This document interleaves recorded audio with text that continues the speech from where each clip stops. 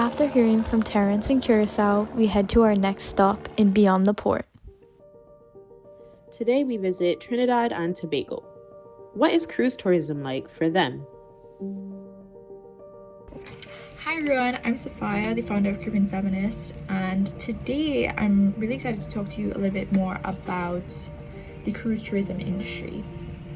Speaking from my local context in Trinidad and Tobago, yes, there are some benefits of the cruise tourism industry. For example, just last year, Trinidad and Tobago recorded profits of about 5.4 million USD directly gained from the cruise tourism industry, as well as the creation of over 190 jobs for local citizens.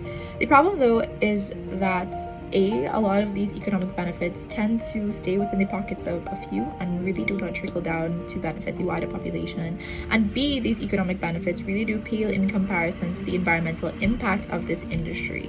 We all know that the cruise tourism industry is one of the largest emitters of carbon dioxide gas, which is a greenhouse gas, which contributes to phenomena like global warming, sea level rise, ocean acidification, coastal erosion, and worsening natural disasters. For us here in the Caribbean, we live at the front lines of the climate crisis, so the loss and damage costs incurred as a result of a worsening natural disasters and a more intense, more frequent, and earlier starting hurricane season really do pale in comparison to the meager economic benefits received from this industry.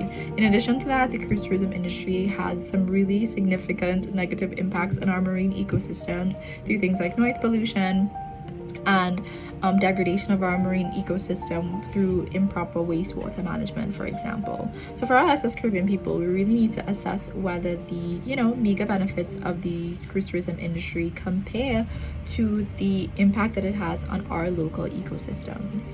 In order for our tourism industry here in the Caribbean to become more sustainable in the future, it involves taking three key factors into consideration. One, of course, is mitigating the environmental impact of this industry to ensure that it's more sustainable and has less of a negative impact on our local environment.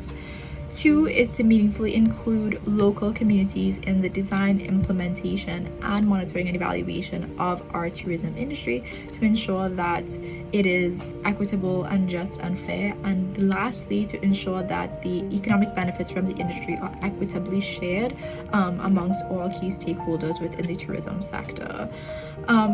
So yes, those would be some of my key recommendations for how we can make our tourism industry more sustainable, as well as my thoughts and reflections on the impact of the tourism industry on us here in the Caribbean. So I hope that you're able to learn something, and I hope that this helps to inform your perspectives as you head to the polls and vote on whether or not the Cayman Islands should have a new port implemented. Thanks so much. Bye. Stay tuned as we continue to explore cruise tourism and ports across the Caribbean.